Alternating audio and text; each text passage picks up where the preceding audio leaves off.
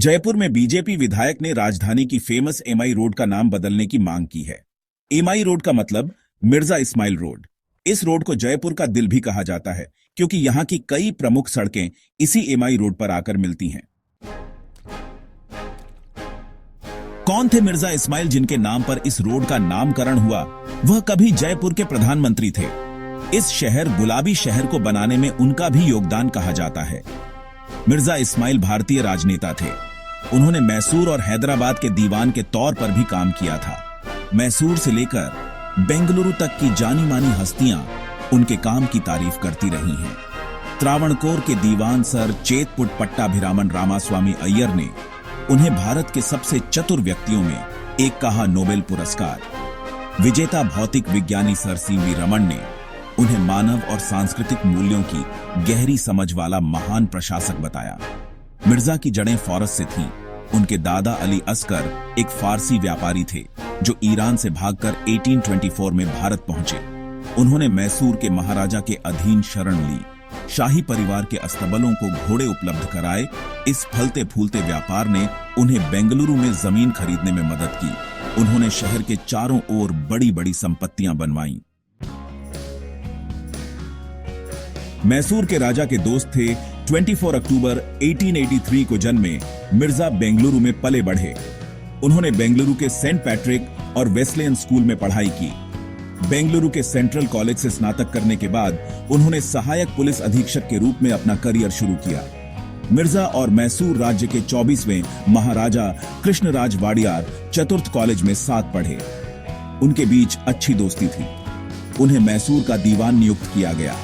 मिर्जा इस्माइल जयपुर में प्रधानमंत्री थे। उस दौरान उन्होंने सड़क और संरचना से जुड़े कई काम किए। वर्ष 1926 में 43 वर्ष की आयु में मिर्जा ने यह महत्वपूर्ण पद हासिल किया। महाराजा के साथ मिलकर कई परियोजनाएं शुरू की, जिससे वहां विकास का दौर शुरू हुआ। उद्योगों की शुरुआत हुई। बेंगलुरु शहर को चमकाने में योगदान बेंगलुरु का प्रतिष्ठित town hall, Hindustan aeronautics limited, glass factory और पोर्सिलेन फैक्ट्री सभी मैसूर के दीवान के रूप में उनके कार्यकाल के दौरान बेंगलुरु, तब बैंगलोर में स्थापित किए गए। उन्होंने कई उद्योग स्थापित किए, नगर नियोजन और शहर के सौंदर्यीकरण में गहरी दिलचस्पी ली, कई कॉलोनियां विकसित की। उन्होंने इसे खूबसूरत शहर बनाया।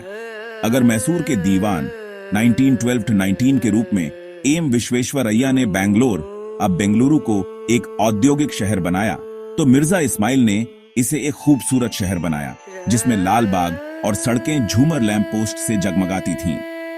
उनके बारे में एक दिलचस्प कहानी यह है कि वे सिर्फ यह देखने के लिए इधर उधर नहीं देखते थे कि सब कुछ ठीक है या नहीं। वे कालीन का कोना उठाकर देखते थे कि फर्श साफ हुआ है या नहीं। मिर्जा के काम की खूब तारीफ हुई। इस दौरान उन्हें कई सम्मान मिले।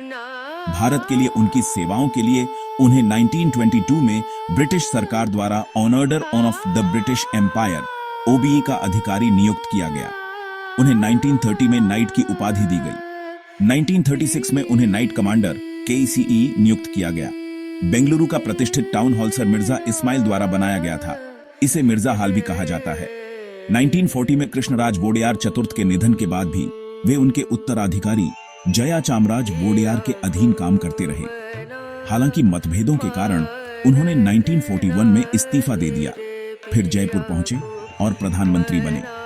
1942 में मिर्जा प्रधानमंत्री बनने के उद्देश्य से उत्तर की ओर लगभग 2000 किलोमीटर की यात्रा कर राजस्थान के गुलाबी नगर पहुंचे। उन्होंने महाराजा सवाई जय सिंह द्वारा 1774 में निर्मित चारदीवारी से घिरे शहर से आगे जाकर स्कूलों और विश्वविद्यालयों, मेडिकल कॉलेजों और अस्पतालों जैसे शैक्षणिक संस्थानों के निर्माण का कार्य शुरू किया। जयपुर में हुए विकास कार्यों के चलते जयपुर में एक सड़क का नाम सर मिर्जा इस्माइल के नाम पर रखा गया। शहर का प्रसिद्ध घंटाघर इसी सड़क के पास है। चार दीवारी वाला शहर रेलवे स्टेशन से अच्छी तरह जुड़ा नहीं था। प्रधानमंत्री के रूप में उन्होंने चार दीवारी वाले शहर को सभी महत्वपूर्ण बिंदुओं से जोड़ने वाली सड़क के निर्माण का आदेश दिया। जयपुर के एमआई रोड पर घंटाघर ये सड़क मिर्जा इस्माइल ने बनवाई। उसका नामकरण महाराजा सवाई मान सिंह ने उन्हीं के नाम पर कर दिया। एमआई सड़क नामकरण के पीछे दिलचस्प कहानी है। सड़क बनने के बाद मिर्जा ने महाराजा सवाई मानसिंह को एक पत्र लिखा, प्रस्ताव रखा कि इस सड़क का नाम his highness Sawai Mansingh highway रखा जाए।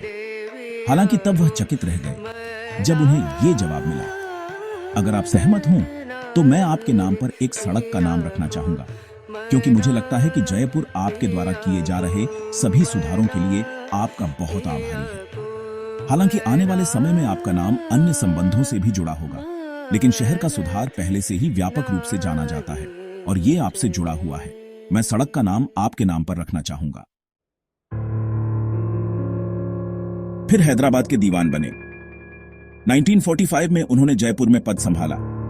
एक साल बाद 1946 में मीर उस्मान अली खान के प्रस्ताव पर वे हैदराबाद के दीवान बन गए। इस दौरान भारत के बंटवारे पर चर्चा हो रही थी।